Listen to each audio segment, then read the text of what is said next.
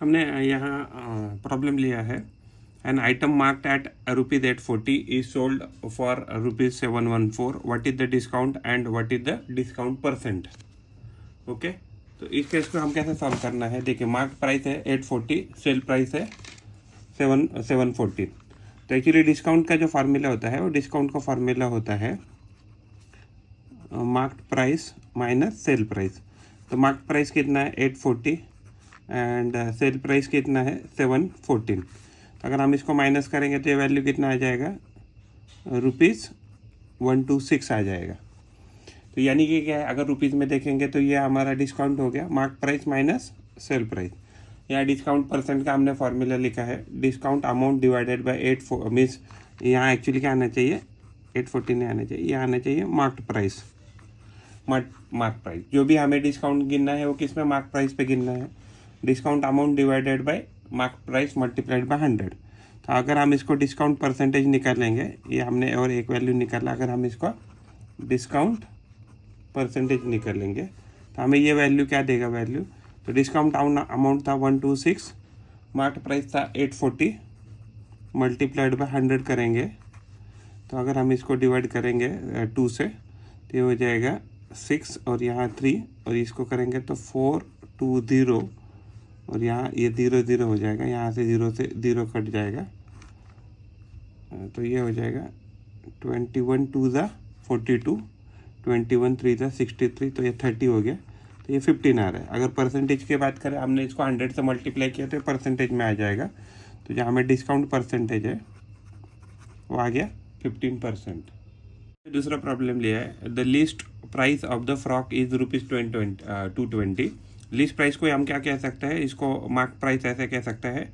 और discount of ₹20% is announced on the sales. यानी जो भी हमारा लीस्ट प्राइस है या मार्क प्राइस है उसके ऊपर हमें 20% डिस्काउंट मिलेगा. What is the amount of discount on it and it sale price.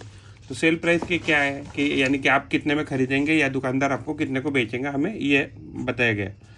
तो देखिए, एक्चुअली डिस्काउंट क्या होता है, डिस्काउंट होता है mark price minus sale price. तो एग्जैक्टली क्या है कि ये जो है डिस्काउंट 20% है, राइट. तो डिस्काउंट 20% होने के कारण क्या हो जाएगा, तो ये डिस्काउंट परसेंटेज अगर हम डिस्काउंट निकालेंगे तो डिस्काउंट कितना है 20%, यानी 20 divided by 100 of mark price I चाहिए. तो ये क्या है 20 डिवाइडेड बाय 100, मार्क प्राइस कितना है 220 है, यहाँ 1 0 गया, 1 0 गया, यहाँ 1 0 है. तो ये 44 रुपीज़ आया. यानी कि 44 रुपीज़ क्या है, आपको डिस्काउंट मिल गया है. अगर ये आपका 44 रुपीज़ डिस्काउंट है तो आपका सेल प्राइस या आप दुकानदार का सेल प्राइस और आपके लिए परचेज प्राइस क्या रहेगा, mark price minus discount amount. तो ये क्या हो जाएगा, तो मार्क प्राइस 220 और माइनस 44, तो ये होना चाहिए. तो अगर हम 220 को 44 से डिवाइड,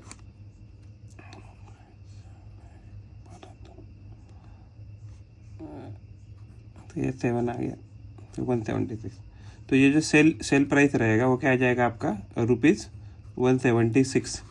तो ये जो है 176 आपने को ख़रीदा है ये चीज़. हमने तीसरा प्रॉब्लम लिया है, your bill in shop is ₹580, discount percentage 15%. तो परचेस प्राइस कितना रहेगा. फॉर एग्जांपल आप होटल वगैरह में गए और आपने खाना खाया, खाना खाने के बाद दुकानदार ने कहा कि हम जो भी बिल होगा टोटल बिल पे हम आपको 15% डिस्काउंट देंगे. तो इसका मतलब क्या है, तो डिस्काउंट क्या होगा, डिस्काउंट हो जाएगा marked price minus sale price. अभी सेल प्राइस क्या है सेल प्राइस कैसे निकाल सकते हैं. तो एग्जैक्टली ये जो टोटल बिल कितना है आपका 580, उसके ऊपर उन्होंने कितना बोला है 15% वो डिस्काउंट देंगे. तो ये कट गया, तो ये हो गया 15 मल्टीप्लाइड बाय 58. तो 58 मल्टीप्लाइड बाय 15 करते हैं तो 15 87 आ रहा है. 87 डिवाइडेड बाय मान लो 10 करते हैं, 87 डिवाइडेड बाय, तो 87 आ गया ₹87.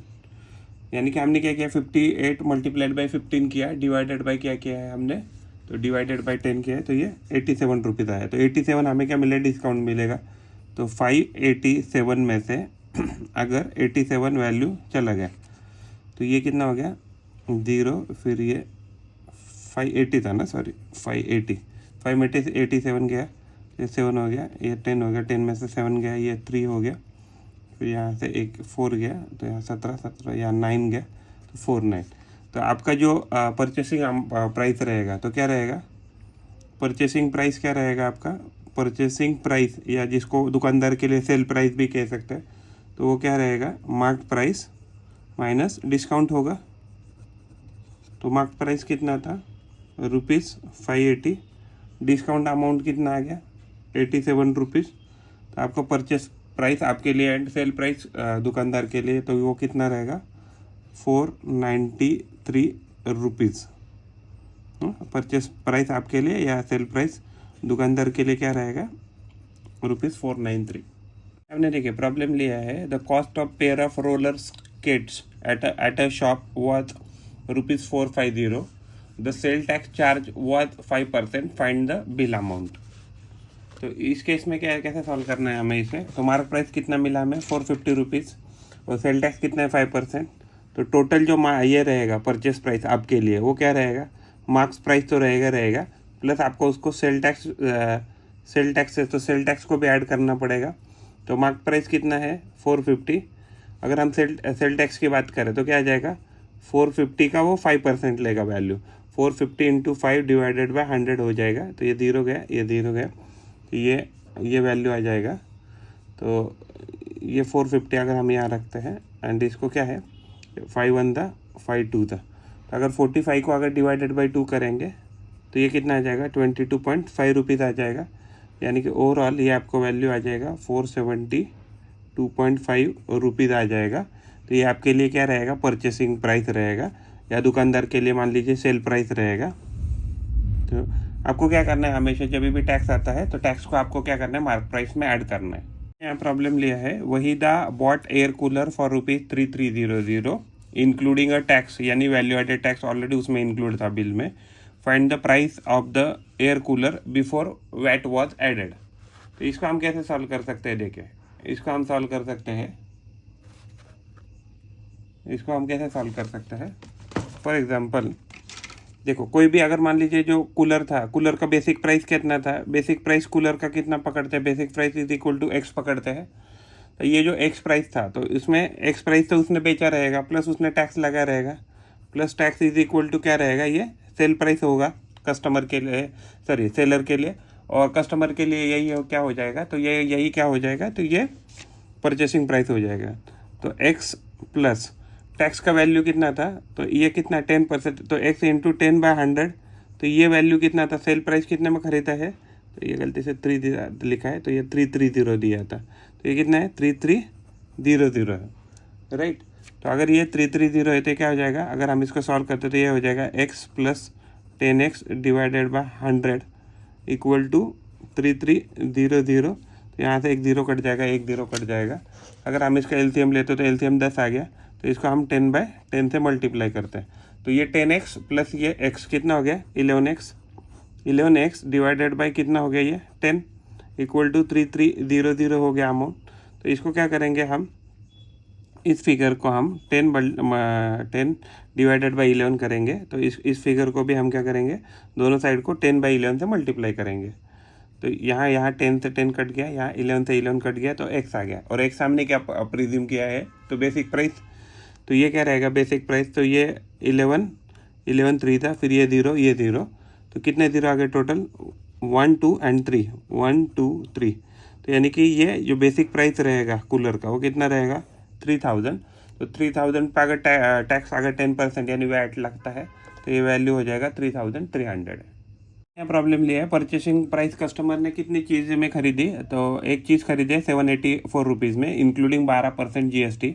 तो आर्टिकल प्राइस हमें पूछना गया है विदाउट GST। GST क्या होता है, तो कोई भी वस्तु रहता है, तो मान लीजिए उसका बेसिक प्राइस रहेगा, उस बेसिक प्राइस का मान लीजिए बेसिक प्राइस है उसका कितना है, मान लीजिए 12/100। तो ये अमाउंट ऐड करके क्या हो जाएगा, तो ये सेलिंग प्राइस हो जाएगा, ये इसको हम क्या सेलर के लिए सेलिंग प्राइस हो जाएगा, और अगर कस्टमर की बात करें तो कस्टमर के लिए परचेसिंग प्राइस हो जाएगा। तो उसका प्राइस हमें पता नहीं है, तो अगर हमें ये पता नहीं तो हम इसको क्या कहेंगे, इसको एक्स कहेंगे बेसिक प्राइस एक्स पकड़ेंगे तो ये क्या हो जाएगा, x into 12 divided by 100 is equal to selling price. तो सेलिंग प्राइस कितना दिया है, 784 रुपीज़ दिया है। तो अगर हम इसका एलसीएम निकालते हैं तो ये एलसीएम कितना आ गया, 100 आ गया। तो इसको 100/100 से मल्टीप्लाई करते हैं तो ये 100x प्लस ये 12x, तो कितना हो जाएगा 112x divided by 100 is equal to 784 आ जाएगा, राइट। तो इसमें इस केस में क्या करेंगे, हम इसको 100 से एंड 112 से मल्टीप्लाई करें। 100 डिवाइडेड बाय 112 से यहाँ डिवाइड करेंगे। इसको भी क्या करेंगे 100 डिवाइडेड बाय 112 से मल्टीप्लाई करेंगे। तो यहाँ 112 से 112 गया, 100 से 100 गया, तो यहाँ x बचा। तो x के वैल्यू क्या आ गया, तो अगर हम यहाँ देखें तो 112 अगर 7 का करते हैं तो 112 मल्टीप्लाइड बाय 7, 112 मल्टीप्लाइड बाय 7 करते हैं तो 784 आ रहा है। तो यानी कि ये 7 टाइम्स कट रहा है। तो ये 7 मल्टीप्लाइड बाई 100 ये कितना हो जाएगा, 700 हो जाएगा। यानी लेकिन ये एक्स का हमने प्रिज्यूम किया है ये बेसिक प्राइस। तो ये जो आर्टिकल रहेगा, आर्टिकल का प्राइस रहेगा 700 रुपीज़, यहाँ रुपीज़ लिखना पड़ेगा। तो 700 रुपीज़ का ये आइटम है और उसके ऊपर 12% GST लगा। तो GST का अमाउंट कितना आ गया, GST का अमाउंट आ गया, अगर हम 784 से 700 माइनस करेंगे तो हमें कितना मिलेगा, 84 रुपीज़। तो 84 रुपीज़ हमारा क्या रहेगा, हमारा GST रहेगा। हमने देखिए यहाँ पर प्रॉब्लम लिया है, a sum of ₹10,000 is borrowed at a rate of interest 15% per annum for 2 years. Find the simple interest on this sum and amount to be paid at the end of the 2 years. तो देखिए actually इसका formula क्या होता है, इसका formula होता है, इसका जो फार्मूला होता है सिंपल इंटरेस्ट का वो रहता है principal multiplied by rate multiplied by time divided by 100। तो यानी कि सिंपल इंटरेस्ट का फार्मूला क्या हो गया, principal P, rate of interest R, time equal to T divided by 100। तो देखिए अगर हम सब वैल्यू डालते हैं तो प्रिंसिपल कितना है 10,000, रेट ऑफ इंटरेस्ट कितना है 15 और टाइम कितना है 2 डिवाइडेड बाय 100। तो अगर 100 से ये 2 0 से ये 2 0 क्या कट गया तो ये कितना गया 15 टू द 30, तो ये 30 आ गया। 30 के बाद ये 2 0 बचे, तो सिंपल जो इंटरेस्ट था वो कितना आ जाएगा 3,000 रुपीज़ आ जाएगा। और जो आपको अमाउंट पे करना है पेबल अमाउंट कितना हो जाएगा, पेबल अमाउंट, तो पेबल अमाउंट हो जाएगा आपने जो भी प्रिंसिपल लिया वो प्लस आपको पे करना है सिंपल इंटरेस्ट। तो आपने अमाउंट कितना लिया था 10,000 एंड सिंपल इंटरेस्ट आपको कितना पे करना है 3,000। तो आपको क्या है टोटल ओवरऑल आपको 13,000 रुपीज़ आपको पेबल रहेगा at the end of the 2 years। देखिए प्रॉब्लम लिया है, a sum of ₹20,000 is borrowed by Heena for 2 years at an interest of 8% compounded annually. Find the compound interest and the amount she has to pay at the end of 2 years। तो उसका actually formula क्या होता है,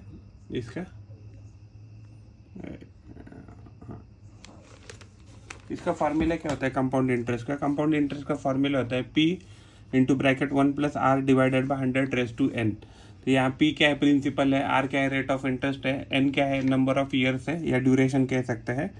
तो हमें क्या दिया है, प्रिंसिपल दिया है 20,000, नंबर ऑफ ईयर्स यानी दिया है duration 2 years and rate of interest दिया है 8% यानी 8/100 दिया है।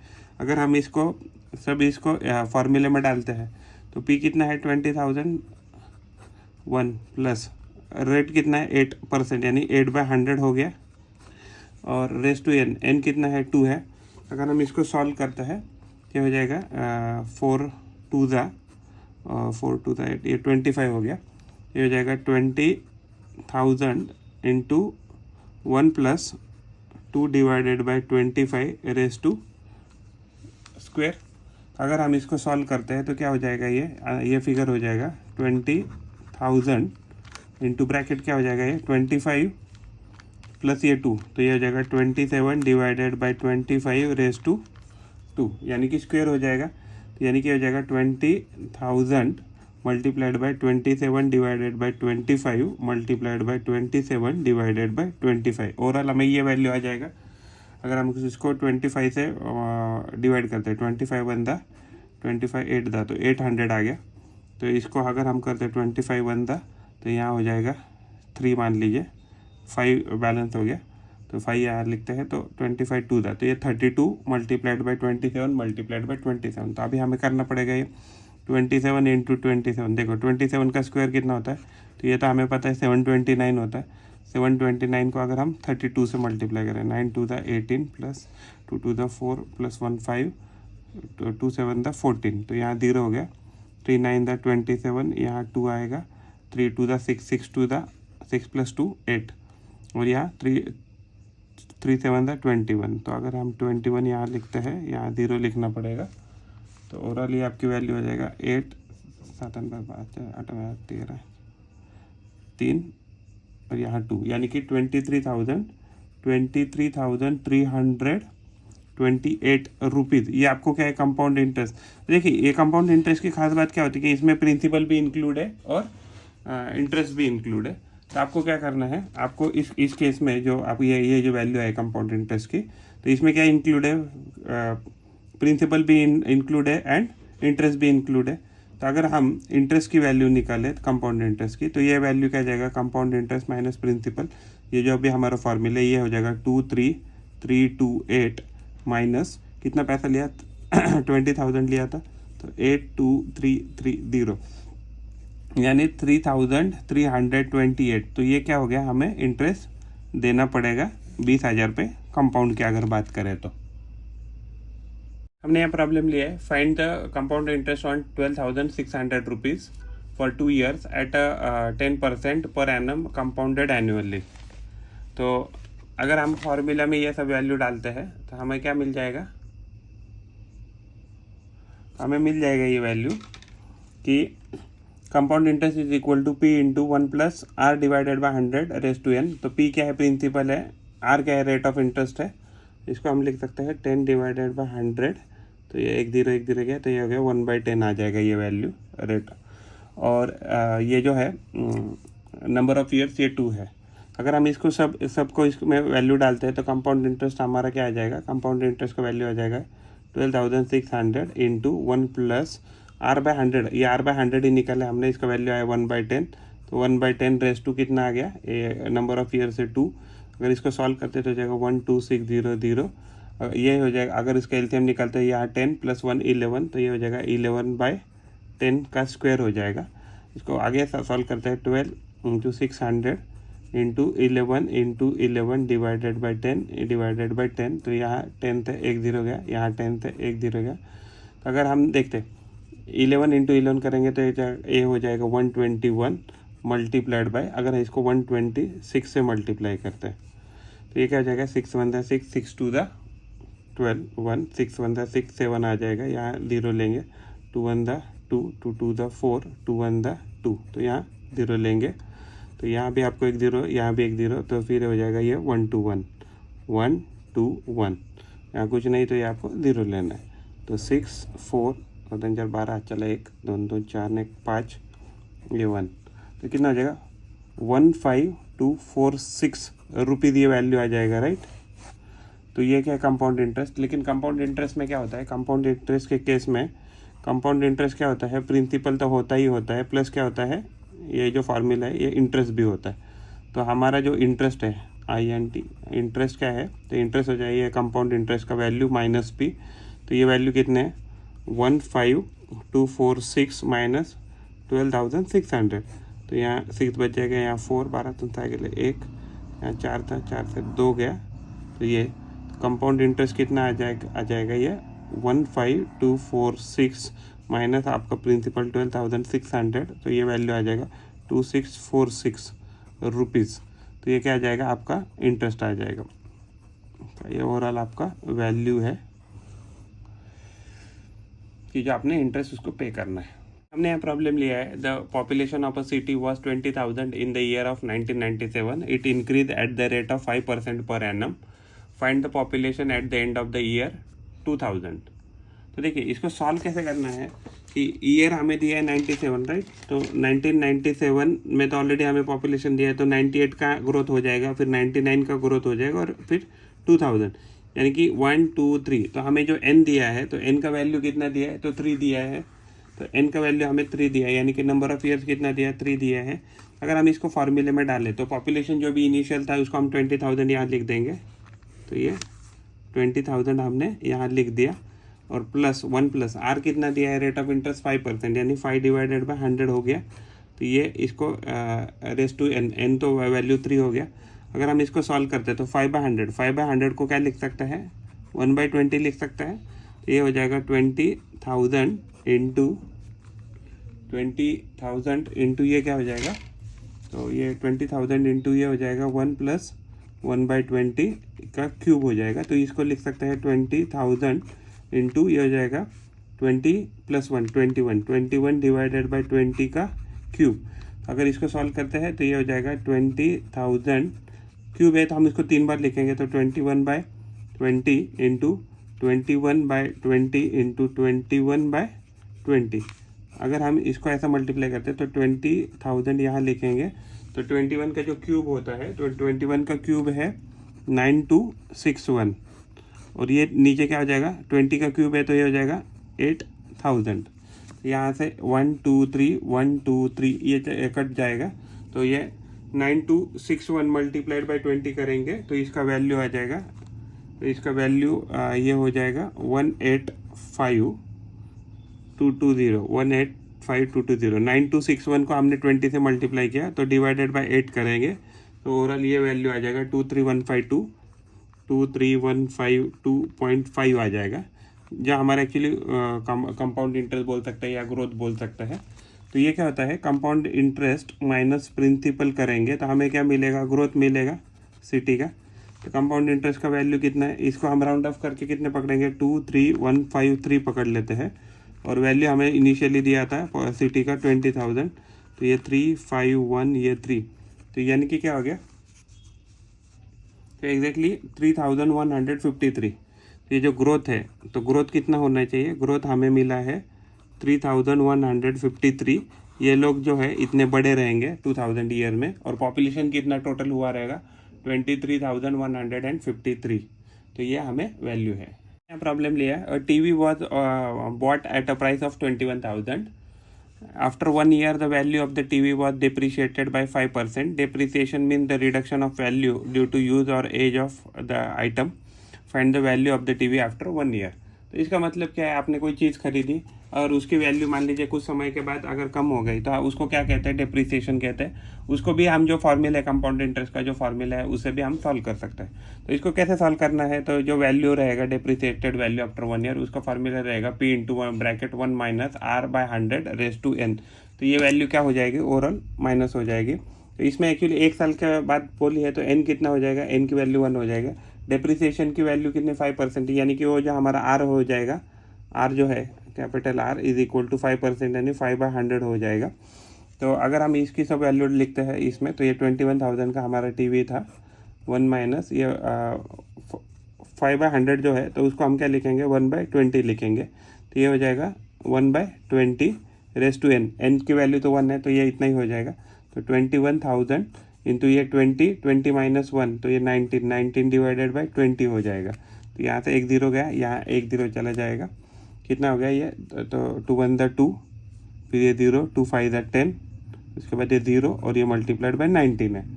तो अगर हम 1050 मल्टीप्लाइड बाई 19 करते तो ये 0 हो जाएगा, 19 5 95 9, यहाँ 9 आ जाएगा, 19 1 19। तो ये ओवरऑल वैल्यू हो जाएगा 19950 रुपीज़। तो ये हमारा क्या हो जाएगा, प्राइस आफ्टर 1 ईयर है। तो जो हमारा एक्चुअली डेप्रिसिएशन कितना था, तो original price minus current price. Original price कितना था 21,000 एंड करंट प्राइस कितना हो जाएगा 1 साल के बाद 19950 हो जाएगा। अगर हम इसको यहाँ 0 लिखते हैं, यहाँ 10 लिखते हैं, यहाँ 9, फिर यहाँ 10, फिर यहाँ 9 और यहाँ इसको 10 माइनस, सॉरी ये तो 0 ही था, तो ये हो जाएगा 10। तो यहाँ 10 माइनस 5, यहाँ 5 बच जाएगा, यहाँ भी एक्चुअली 9 है तो 9 माइनस 9 यहाँ 0 हो जाएगा, और यहाँ वापस करना पड़ेगा 21,000 माइनस 19950। तो अगर ये वैल्यू कितनी आ जाएगी, ये अगर यहाँ इसको 0 करते हैं, इसको 10 करते हैं, इसको 9 करना पड़ेगा, इसको 10 करना पड़ेगा, इसको वापस हाँ इसको 10 करना पड़ेगा, तो ये 0 हो जाएगा। 10 माइनस 5 5 हो जाएगा, 9 माइनस 9 0 हो जाएगा, और फिर ये तो 0 ही था तो यहाँ वहाँ से 1, तो 10 माइनस 9 यहाँ 1, तो यानी कि जो रिडक्शन प्राइस है वो कितने 1050 है रुपीज़। तो ये क्या है रिड्यूस प्राइस। रिड्यूस प्राइस कितनी रहेगी, रिड्यूस प्राइस रहेगी 105 रुपीज़, यानी 1050 रुपीज़ ये प्राइस रिड्यूस हो जाएगा। और ओवरऑल जो वैल्यू रहेगा 1 साल के बाद वो टीवी का रहेगा 19,950।